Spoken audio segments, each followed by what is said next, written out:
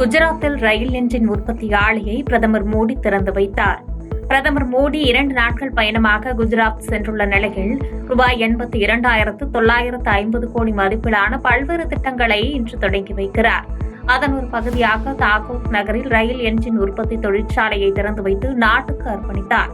வேராவல் அகமதாபாத் இடையே வந்தே பாரத் விரைவு ரயிலையும் வல்சாத் தாகூர் இடையே விரைவு ரயிலையும் அவர் கொடியசைத்து தொடங்கி வைத்தார். பாதை மாற்றப்பட்ட கட்டோசன் கலோல் பிரிவையும் திறந்து வைத்ததோடு அதில் ஒரு சரக்கு ரயிலையும் கொடியசைத்து தொடங்கி வைத்தார்.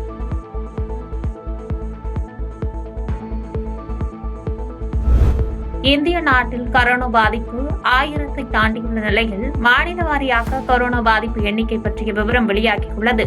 நாட்டில் தற்போது 1009 பேருக்கு கொரோனா உறுதி செய்யப்பட்டுள்ளது. அதிகபட்சமாக கேரளத்தில் 430 பேருக்கு உறுதியாகியுள்ளது.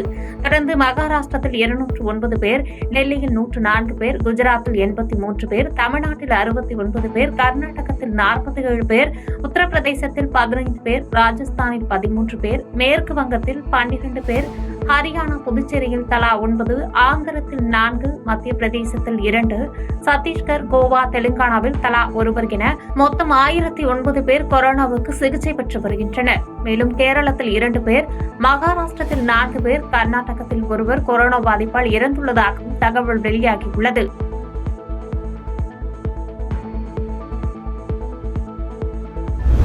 மும்பையில் கனமழை தொடரும் என்று வானிலை ஆய்வு மையம் எச்சரிக்கை விடுத்துள்ளது. 70 ஆண்டுகளுக்கு பிறகு மும்பையில் முன்கூட்டியே தென்மேற்கு பருவமழை தொடங்கியுள்ளது. தென்மேற்கு பருவமழை 17 நாட்கள் முன்னதாக மும்பையில் தொடங்கியுள்ள நிலையில் மும்பையில் 4 மணி நேரத்தில் 25 சென்டிமீட்டர் மழை கொட்டியுள்ளது. மும்பையில் கனமழை பெய்யும் என்றும் வானிலை ஆய்வு மையம் தெரிவித்துள்ளது.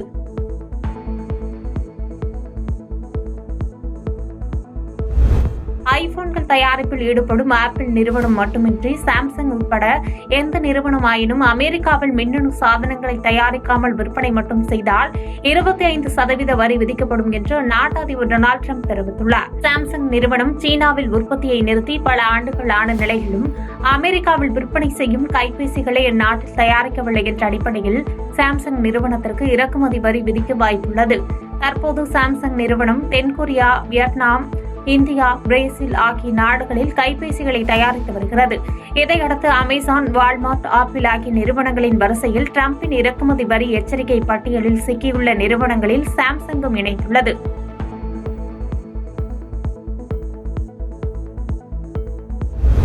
உக்ரைன் மீது மிகப்பெரிய தாக்குதல் நடத்திய ரஷ்யாவின் அதிபர் விளாடிமிர் புட்டினை அமெரிக்க அதிபர் டொனால்டு டிரம்ப் கடுமையாக விமர்சித்துள்ளார்.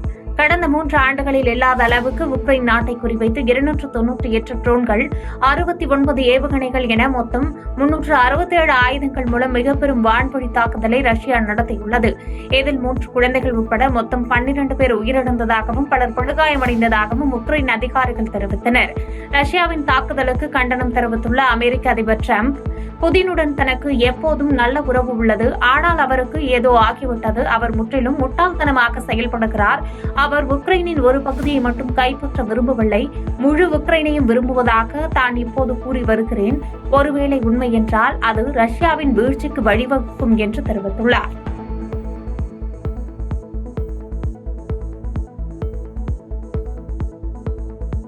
செய்திகளை உடனுக்குடன் தெரிந்து கொள்ள கீழ்கண்ட கேபிள் மற்றும் டிடிஎச் நெட்வொர்க்குகளில் எம்நாடு செய்தி தொலைக்காட்சியை காணுங்கள்.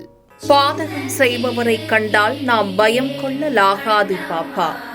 மோதி மிதித்துவிடு பாப்பா, அவர் முகத்தில் உமிழ்ந்துவிடு பாப்பா. அண்மை செய்திகளை உடனுக்குடன் தெரிந்து கொள்ள இணைந்திருங்கள் எம்நாடு தொலைக்காட்சியுடன்.